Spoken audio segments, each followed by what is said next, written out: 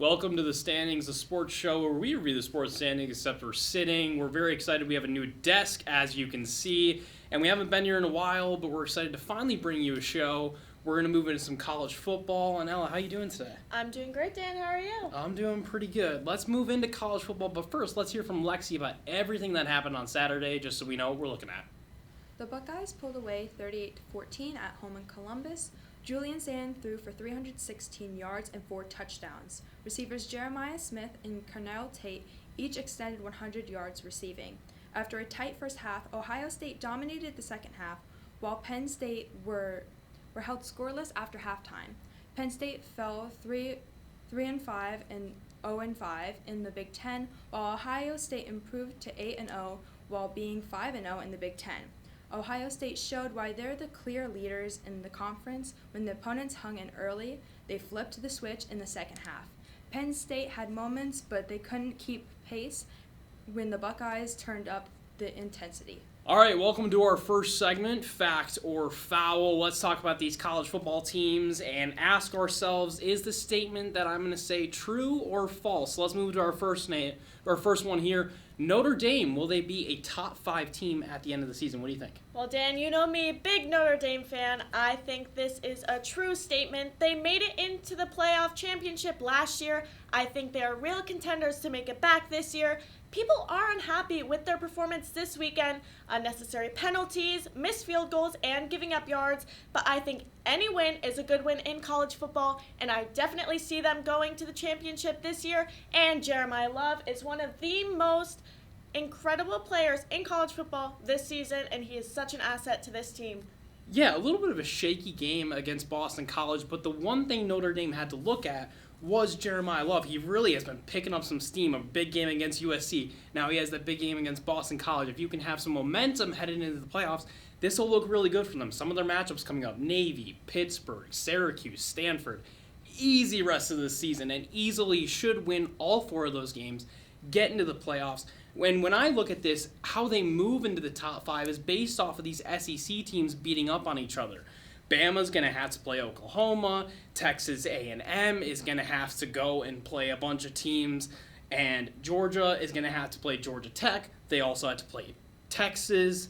It's going to be really tight at the end of the season, and I think teams are just going to beat up on each other enough that Notre Dame ends up with a top 5 seed, which is kind of wild to say. The next one, let's talk about Texas. Is Texas the real deal? I think they are starting to look like the real deal.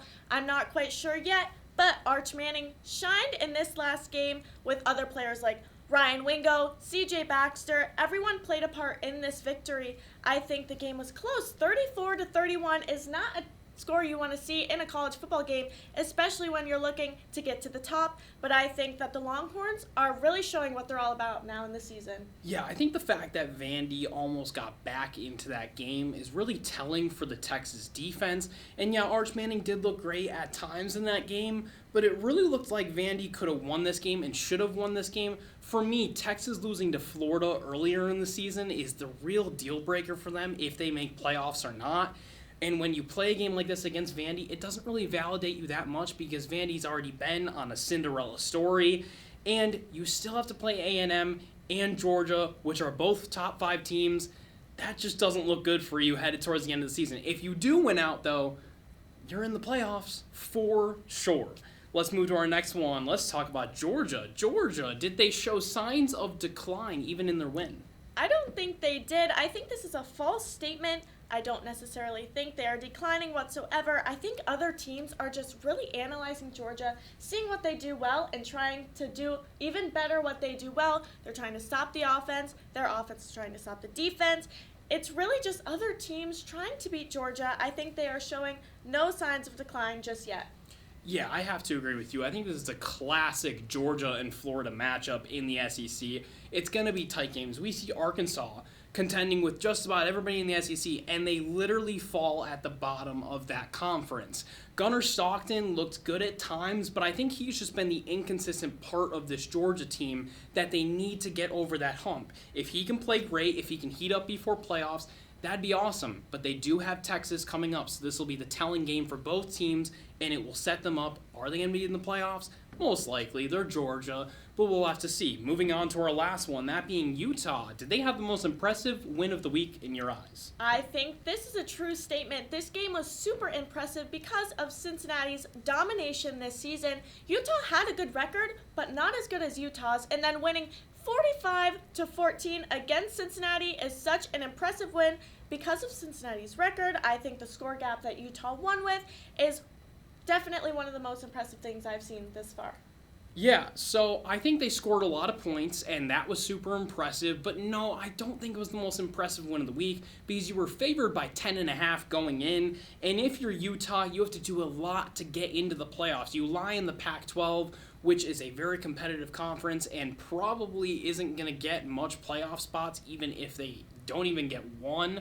So for Utah, great win. You move up in the rankings, and you seem like you're a contender, but I really don't think so at this point in the season. That has been Fact or Foul. We will move on to our next segment, where Sam has everything about what happened in the World Series and all the analysis with it. Hi everyone, I'm Sam Sunny, and welcome to Bases Loaded, where I'm going to be analyzing the key moments from the 2025 World Series, Dodgers versus the Blue Jays. Starting off with Rojas's home run in the 9th inning of Game 7. He saved the Dodgers. I can't really say it any simpler than that. The Blue Jays were in the lead with a chance to make history in their home stadium. In walks Miguel Rojas, stepping up to the plate with his solo home run, completely changing the game. They got that win simply because of him. Now moving on to Yamamoto as the MVP of the World Series. This is a surprise, but also not a surprise. He started Game 2 of the series, and then he started Game 6. No one really expected him to start Game 7, but there he was. He pitched 235 pitches with 0 days of rest. I mean, him stepping into this last game with no rest days is impressive as enough. I don't think anybody really deserved the MVP other than him himself. Now moving on to the Blue Jays, because they do deserve a little bit of love for putting up such a good fight out of such a phenomenal team, the Dodgers. So we're going to talk about Vlad and Clemente. Let's start out with Clemente. He set off a single postseason record with 30 hits this postseason, hitting a streak up to 13. And this is more than any other player in the MLB, so he completely made history with this performance. And just in Game 7 alone, he entered with 18 hits and 5 extra base hits over the course of the streak. Super impressive. Can't give him enough recognition for that. Now, let's talk about Vlad, also member of the Blue Jays. He hit a 2-run home run in Game 4 of the World Series, and now he hit this against none other than himself, Shohei Ohtani, of course a phenomenal pitcher, not allowing many runs or hits throughout the series. But Vlad actually gave a lot of respect to Shohei Ohtani, saying he was really glad he was able to get a hit off of him, but he didn't want to rub it in too much because he has respect for Ohtani himself. And finally, let's talk about the future of the Blue Jays. I don't think this is going to be the end of the mark for them. I mean, considering this was the first time that they made the World Series since 1993 is impressive enough. They definitely were not one of my picks to see in the series this year, and the fact that they were there is impressive as enough.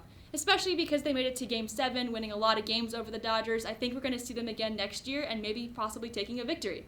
And this has been Bases Loaded. We're now going to head to Lexi with highlights about everything you missed on Sunday.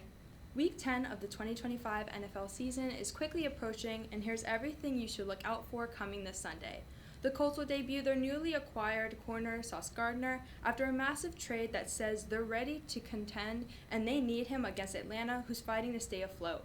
Houston hopes to adjust with C.J. Stroud sidelined as they face a surging Jacksonville squad, while the Detroit Lions get an upper hand against a wounded Washington who's missing key starters all over the field.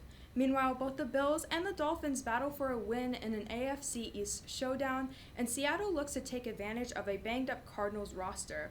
Add in a trade deadline that saw contenders like the Eagles, Seahawks, and Ravens loading up while the Jets hit the reset button. Suddenly, Week 10 marks a clear shift as teams turn their focus to the playoff race. Welcome to Impress or Ready to Regress. We're going to talk about some NFL teams and tell you if they've impressed us so far or they're ready for regression for the rest of the season. Let's start off with the Seahawks. They're 6-2 at the top of somebody's top 10s, most that I've seen so far. What do you think? I think I am very impressed with the Seahawks. As you said, they're sitting at 6-2. They look great on both sides of the ball. Their offense and defense are delivering, and I think that's why they're on top of a lot of people's top 10 lists. Sam Darnold is giving clutch plays at the best times in the game. You can always count on him. This team feels super legit in the NFC race. I think somebody that doesn't get enough credit is Mike McDonald for transforming that defense. Yes, the offense has looked very good. Sam Darnold had 20 completions against a Washington defense that is totally depleted. It doesn't really do a lot in my eyes, and I need to see them play more contenders. The same way we're going to look at the Patriots in a little bit and say kind of the exact same thing. But in my eyes, they're in a tough division, and they're still making the most of it, winning the games that they need to right now. I think JSN could be the MVP of the whole league. I know he's the Offensive Player of the Year for almost everyone right now. I think that Sam Darnold, yes, he looks great, but the defense is the story for this team right now. Mike McDonald coming off a bye, getting a great win. I do think they're running into a trap game on Sunday against the Arizona Cardinals, but we'll have to see what happens. Let's talk about the Bears. They are looking really good. What do you think? I think the Bears are regressing. Sure, it was a great, awesome shootout over the Bengals, but I'm not convinced that it signals a turnaround for the Bears just yet. The offense showed flashes of greatness, yet lack of defensive consistency is always scaring me about the Bears. I've said this for the past couple of weeks. It's always the lack of defense in my eyes. Let's see the team stack wins before we start buying from the Bears. Yeah, so one guy that really impressed me was Kyle Monangai, who had a career-high game rushing for that offense. But this is the same Bengals defense that gave up 39 points to Old Man Rodgers. So when we look at this Bengals defense, they've been terrible all season. They've made opposing quarterbacks look way better than they should, the same as my Dolphins do. And the last 5 of 6 wins for the Bears have been against teams that are under 500. When we look at the rest of their schedule, they have the Steelers, the Eagles, the Packers twice, the Lions, the Niners. That is not an easy schedule coming up for the rest of the season. There's only 8 games left, and I think that the Bears are going to miss off on a playoff spot. They've been better than they have been in the past years. I think there's a lot of good stuff happening with Ben Johnson as their head coach, but I don't know where this team's headed. I think they're headed in the wrong direction, though. They're ready to regress. Let's go to the next one, the Steelers. They knocked off the Colts, who were previously 7-1. You know, I'm a Philly girl, but I have to give it to the Steelers. They're really impressing me, knocking off, as you said, 7-1 Colts. They showed real grit and a winning culture on this team. Mike Tomlin's crew keeps finding a way, regardless of circumstances, to keep winning. And I think whether you love him or hate him, Aaron Rodgers is an asset to the team only if the opponent's defense is giving up. Yeah, so I think the interesting thing is the Steelers now enter the bulk of their schedule. They got through the easy part, and now they've won a game against a contender, so that's great. There were funerals being thrown outside the parking lot in the parking lot of the stadium for the Steelers defense before the game. It was actually hilarious what was going on. And then the defense went and they showed up having 6 turnovers in their favor and holding Jonathan Taylor to only 45 yards the whole game. So they showed up. It looks like Mike Tomlin has them under the ropes now, and this team is really good. A-Rod didn't have to do a lot during that game. I think that they look pretty good. I'm impressed personally with their season so far. Mike Tomlin hasn't had a season under 500, and I don't think the Ravens are going to be over 500. So I think the Steelers are looking at a top 4 seed in the AFC, and they're going to be really, really good, and just unexpectedly. Let's move to our last one, the Niners. They are riding off a consistent Mac Jones. What do we think of them so far? I'm very impressed. Again, with the 49ers, Mac Jones isn't lighting up the box scores that everyone thought he would, yet he is efficient in exactly what this offense needs on this Niners team. They're playing balanced football, doing all the little things right. Once they take those little things and make it one big thing, this team is going to be truly unstoppable, in my opinion. Yeah, they're in a tough division. CMC has looked good. Mac Jones should be the QB1 at this point. And going forward, I think that having all those losses on the defense, it doesn't make this team a contender, but they are impressive so far. Kyle Shanahan's impressive. The whole team's impressive. We'll have to see with them. I don't think they're going to get out of this division, though. That has been impressed or ready to regress. Let's head to our next segment. We'll be right back. Hi everyone, I'm Sam and I'm joined by Dan here today, and we're going to be talking about the game day forecast. So we're going to talk about what we expect to see based on these lines. So Dan, we're going to start off with Tampa Bay being favored over the Patriots. What do you think? Expect the cannons to fire in Tampa Bay. I really like them coming off a bye against this Patriots team, where they've won 6 of their 7 games with teams that are under 500. So that takes a lot of credibility away. The only win that they've had with a team over 500 was the Bills. That's an in-division game for me. I don't really take a lot away from that. I love what they're doing so far with Drake May, Mike Vrabel. I think the team looks really good, but expect a healthier Tampa Bay team to roll out, getting Tristan Wirfs, a healthier Mike Evans, Chris Godwin. I really like it. Yeah, I have to agree, and I think with the Bucs coming off of a bye week, they've got that under their belt, and it's only going to benefit them, and they also got home field advantage. And I think what we're going to see is quarterback Baker Mayfield face the Patriots quarterback Drake May, but I think we can expect to see the Bucs defense really strong here, and I also think we can expect to see a battle which the Patriots are only 1 game behind the Bucs. All right, moving on. We're going to talk about the Rams being favored over the 49ers. What do you think about that? Yeah, I think you should expect a bounce-back win from the Rams. Stafford is playing at an MVP level right now. The offensive line is finally getting it together with the protection for him. And I think that the offense in general is coming together. As long as a young defense keeps playing as well as they have, I think the only thing in the way for them is Kyle Shanahan, who has been their kryptonite. He's been the coach that can get it done against them. And I just think that it'll be a huge wake-up call if the Rams can't get a win against the Niners after losing last time. I have to agree. I think this is going to be the most important remaining game for the Rams. They're really going to be put to the test here, to put it simply. And I think it's going to be a tight race for the NFC West. So this tiebreaker with the 49ers this week could be important for the future if we're looking that far into the playoffs, because it's going to come up sooner than we think. So for the Rams, hopefully this will work out in their favor if they want to go that far. All right, moving on with the Steelers, underdogs by the Chargers. What do we think about that one? I think you should expect Old Man Rodgers to roll out and have a really good game. I think you should expect the defense to keep playing at the level that they have. I think Mike Tomlin's finally got them going. And I really think that if the offense can get it going and get rolling towards the end of the season, it gives Aaron Rodgers a lot of confidence. And when he has confidence, he's a gunslinger, which can be good or bad. So we'll see what it looks like for the Steelers. I think that this win is so important with getting ahead in the division with the Ravens. They have to win this game. Yeah, and I also think that we can expect to see the Steelers' momentum in defense. I mean, we did see this in their game against the Colts. So they will have to be careful because LA is getting stronger with their defense. They'll have to maintain that strongness that they have had in the past, or at least working toward that, give or take that. So it's going to be a long trip for the Steelers with them traveling across the country, so that's definitely going to be a little bit of a disadvantage for them. But if they're able to fight through it, I think they'll be able to pull through. All right, and lastly, we're talking about the Eagles with being the underdogs to the Packers. What do we have to say, Dan? I think that the Packers are going to be a huge disappointment in this game, and I think the Eagles are going to silence the doubters. They're coming off a bye. They're probably going to get A.J. Brown back. You saw what the offense looked like. They started to get it rolling without him. You would be stupid to say that getting him back makes them worse. He's arguably a top 5 receiver and is going to make a huge impact in this game. I think that Jordan Love has been a roller coaster all season and probably will continue to be in this game. I think it looks really similar to the season opener that we saw 2 years ago with the Packers and Eagles. It's a very close game. It's high scoring, but in the end, the better team wins. I have to agree with that, and I think with the Eagles coming off of a bye week, people are always a little skeptical with that, but Green Bay is also only a half a game behind the Eagles, so what can we expect to see from that? I think it's going to be a tough battle. I really do. I do think the Eagles will take the victory in the end, but they're aiming for that NFC East title, and the Packers are shooting for the NFC North.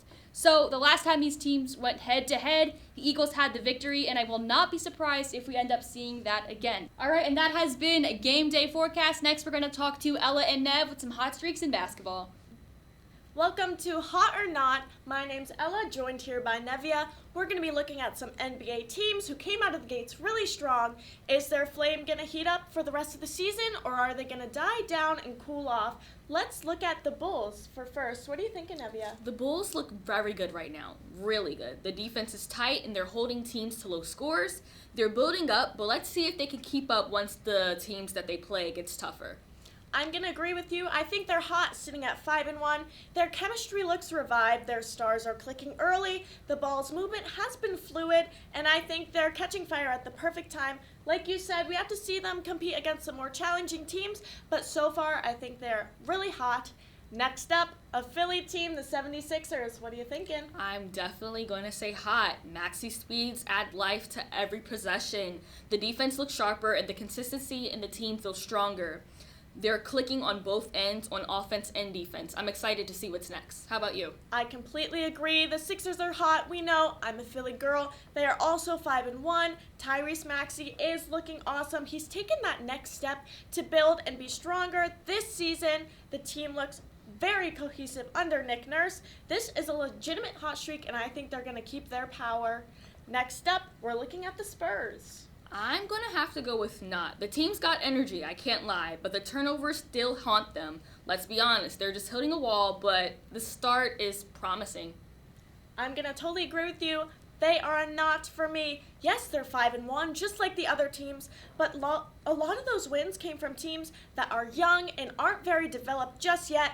Wemby is electric, but I think the youth on this roster makes it hard to call this run sustainable just yet. We'll have to see where they go throughout the season, but so far, it's not for me. Last but not least, we have the Blazers. Nevia, what are your thoughts? I'm going to say not. They've got heart, but too much inconsistency. The defense does look better, but closing games is a major problem for them. How about you, Ella? I am going to say they're hot. You know, Portland is surprising a lot of people. They're 4-2. The young core is showing a lot of confidence that I wasn't expecting. They're playing tough, unselfish basketball. It's early, but this looks like momentum for Portland, and I'm really excited to see where they go. This has been Hot or Not. Thank you, Nevia. And next, we're going to have Dan joining her for a segment called Top Shelf. Welcome to Top Shelf, where we are looking at the top shelf of the NHL and seeing what teams are really impressive to us and what is their biggest weakness headed into the rest of the season. Let's start off with the Utah Mammoth. The Mammoths. The Mammoths are strong early on in their games, but those late game meltdowns, painful. The penalty kill is hit or miss, usually miss, but they rely too much on the scoring line. How about you, Dan? Yeah, I absolutely agree with you in a lot of aspects of that. I think it's their history and the lack of chemistry they have on the team, and I especially feel like that factors into what you were saying with the penalty kill. I think a team like this has a really good start of the season, and it's one of those teams where they had that start of the season and just slowly falls off as the year goes on. I think they have a really good young core that could get better, but right now I really would like to just write them off and say, okay, let's pump the brakes a little bit. Let's move to our next team, that being my team, the Pittsburgh Penguins. I'm going to say they have too much faith in their old guard. I think it's time to mix it up. They have legends on their team, for sure, but those legs aren't getting any younger.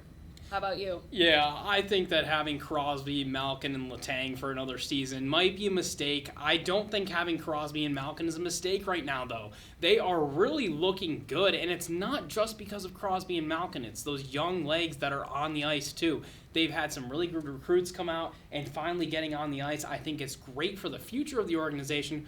But right now, the goaltending is the problem. Having Tristan Jarry in there, and we have a new goalie, and I cannot pronounce his name for the life of me, but if you look him up, you'll know exactly what I'm talking about. I just don't want to mispronounce his name right now.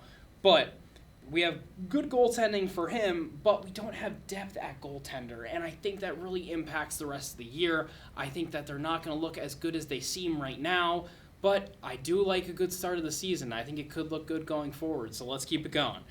The Montreal Canadiens, what is their weakness to you?